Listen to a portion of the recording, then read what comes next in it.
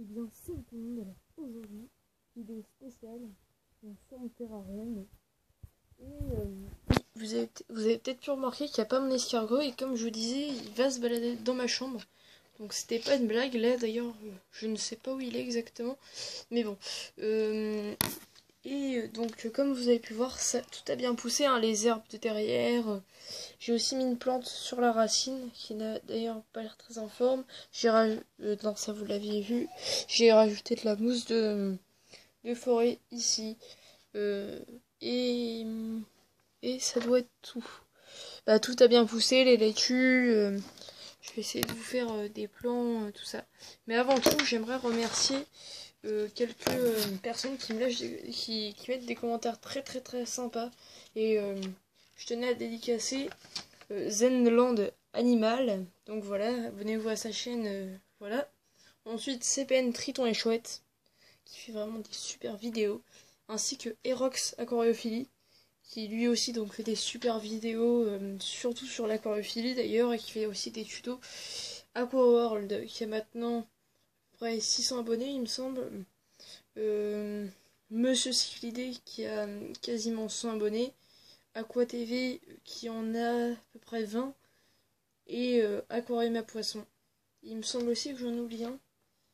Normalement, ça va me revenir. Mais celui-là, j'avais noté un peu les noms des chaînes YouTube. Voilà. Donc, je vais vous montrer tout ça plus en détail.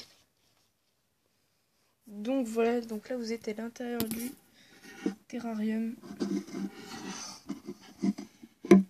Voilà, j'ai pas encore un peu plus d'insectes. Je vais attendre un peu qu'ils aient fini leur hivernage.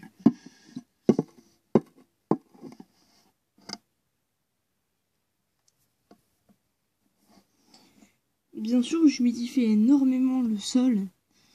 Voilà, comme si c'était des plantes de berge presque. J'ai l'impression qu'il y a des plantes qui pourrissent, mais en fait non. Sur certaines c'est complètement autre chose. Voilà.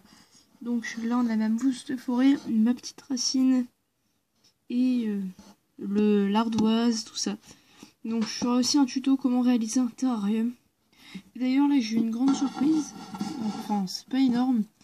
Et vous allez voir que derrière l'ardoise, il y a une plante qui a poussé. Et je suis vraiment hyper contente. Je l'ai mise de côté pour la vidéo. Vous allez la voir. Elle est magnifique. C'est ce qui fait pousser le maïs, il me semble. Voilà, c'est ça. Cette plante-là. Regardez, en plus elle est rougeâtre. Et tout. Et ici, on voit bien que c'est un maïs qui est à cet endroit-là. Voilà. Donc, bien sûr, j'en planterai ça dans mon jardin. Je vais pas avoir cette place là-dedans. Ensuite, mon pied d'haricotier, enfin, ça s'appelle comme ça. L'arbre qui donne donc des haricots a bien poussé, même si j'en ai deux. Je le replanterai également dans mon jardin, même si il y a eu une branche qui a été coupée. Mais bon, ça tient bien le coup. Franchement, je suis très très très satisfait. Ensuite, il n'y a plus grand chose à dire, hein, à part qu'il y a une belle fleur violette qui est présente.